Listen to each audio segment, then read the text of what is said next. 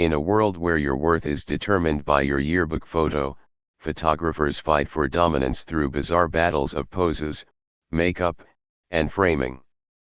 One man, accused of painting a crime in this photo-obsessed society, defends himself in the most absurd way possible.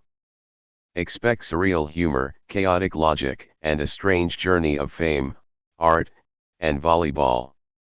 The Camera of Fate. Callister woke up to the sound of synthetic applause. His bed had cheered again, its built-in approval software stuck in a sarcastic loop.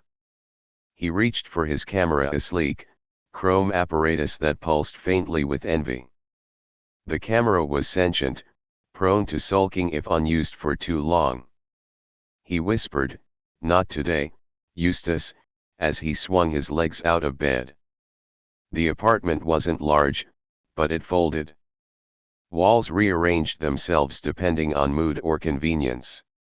Today, the kitchenette lurked dangerously close to the window, tilting just enough to suggest defenestration if Callister forgot to clean up.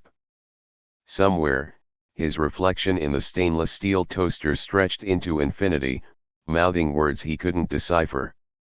Tracy buzzed the door. Her face flickering between youth and old age, a symptom of her photonic implant, looked annoyed through the hollow display. "You're late," her voice said, echoing directly into his spinal column via the neural comms. The yearbook gauntlet was today. Wealth wasn't gold here, nor crypto. Status lived in frozen pixels.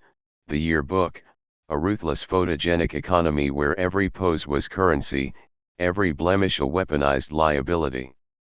Today's battle zone was scheduled at a desanctified cathedral-turned-studio complex. Tracy's legs entered before she did, bending like prehensile tape measures. Her shoes clacked, each echo a different insult. "You haven't practiced," she muttered, staring at Callister's tripod, which leaned casually against the wall like it had just been fired from its day job. "I practiced," Callister lied.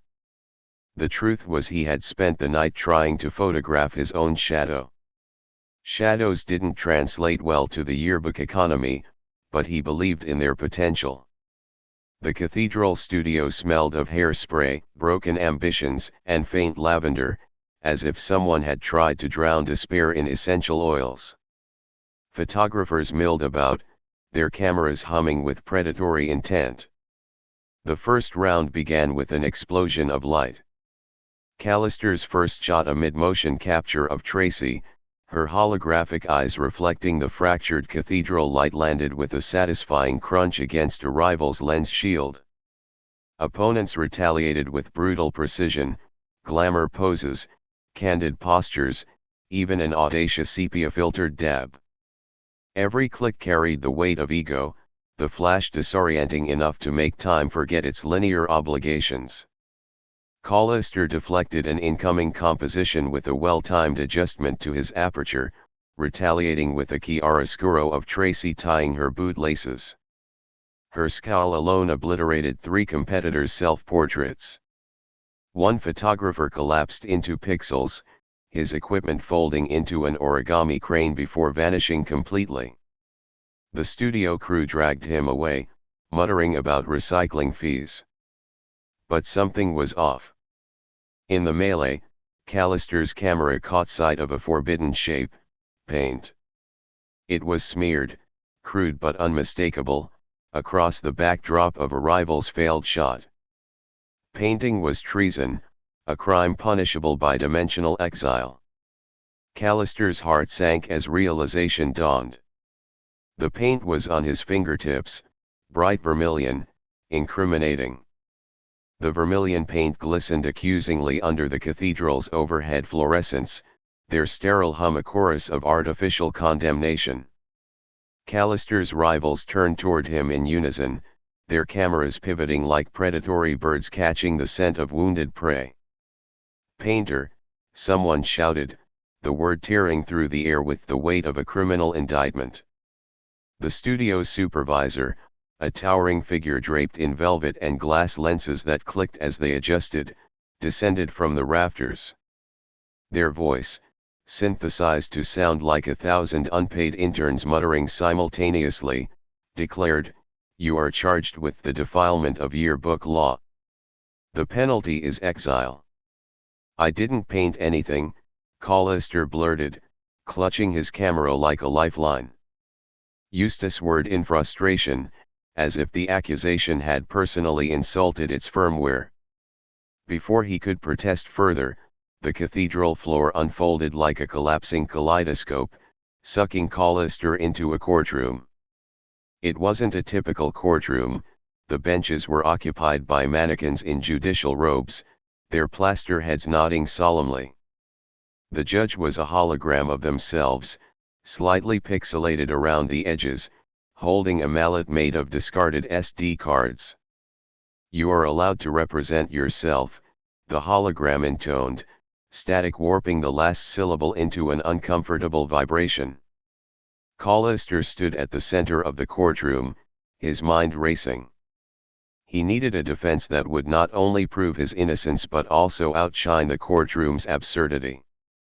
That's when it hit him: sculpture. The mannequins watched as Collister produced a lump of abstract matter from his pocket, a relic of his days as a failed sculptor, and began to mold. His hands moved in a frenzy, shaping the surreal and the impossible. He sculpted valleys of sand and oceans made of crushed mirrors, skyscrapers bending into playful waves. Slowly, the courtroom transformed, the floor tilting into dunes, the walls peeling away to reveal an endless horizon. The judge leaned forward, their hologram flickering in disbelief. "What is this?" "The world," Collister replied simply, as he crafted a volleyball net from a strand of invisible logic and a handful of improbable geometry. When he was done, he stepped back and smiled. He didn't know whether he had proved his innocence or merely confused reality enough to reset the rules. Either way, the mannequins nodded approvingly, and the courtroom faded into an infinite beach. "Case dismissed," whispered the wind, carrying the judge's voice as it dissipated into grains of sand. Collister turned and saw Tracy already on the beach, holding a volleyball that was somehow made of both light and laughter. "Game on?" she asked, tossing it toward him. Without hesitation, he sprinted forward, diving into the game with abandon. There was no scoreboard, no stakes, just the infinite joy of the sun-soaked absurdity. The volleyball soared through the air, glowing like a tiny synthetic sun, trailing ribbons of neon static as it hurtled toward Collister. He leapt into the sky not just metaphorically, but literally, as the laws of physics dissolved into a vapor of irrelevance. His body twisted midair, becoming a kaleidoscope of limbs and laughter, before smacking the ball back toward Tracy. She ducked, letting the ball ricochet off a passing cloud shaped like a thumbs-up emoji, and it bounced into the sands, where it exploded into a flock of small, digital birds. They chirped the word vindicated in three-part harmony before dissolving into harmless static. "Not bad," Tracy said, adjusting her sunglasses, which now displayed a slideshow of Collister's most absurd yearbook shots. The images were a mix of victorious poses, chaotic angles, and one inexplicably serene photo of a lamp. "Thanks," Collister replied, though he wasn't sure if he was thanking her for the compliment, the volleyball match, or the inexplicable turn of his life into this beach-bound utopia. Behind them, the world continued to reshape itself. A crab wearing a tie shuffled by, holding a briefcase full of bubble wrap. Somewhere near the horizon, two palm trees were slow dancing to a tune played by an orchestra of shellfish. Collister turned to Tracy, suddenly overwhelmed by the simplicity of the moment. "Do you think anyone's looking for us?" "Who cares?" she replied, spiking another volleyball into the sky, where it became a second sun. "We're exactly where we're supposed to be." The two of them laughed, their voices mixing with the sound of waves made from the discarded laughter of a million rival photographers. Somewhere, in another reality, someone might have been taking a photograph of this moment, but Callister didn't care. For the first time in a long time, he wasn't thinking about poses or portfolios or existential dread masquerading as ambition.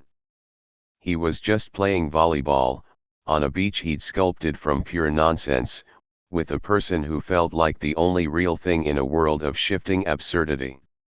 The camera of fate clicked, unnoticed, somewhere in the cosmic distance. And with every passing second, Callister felt more and more certain that, for once, he didn't need to be in the frame. The end.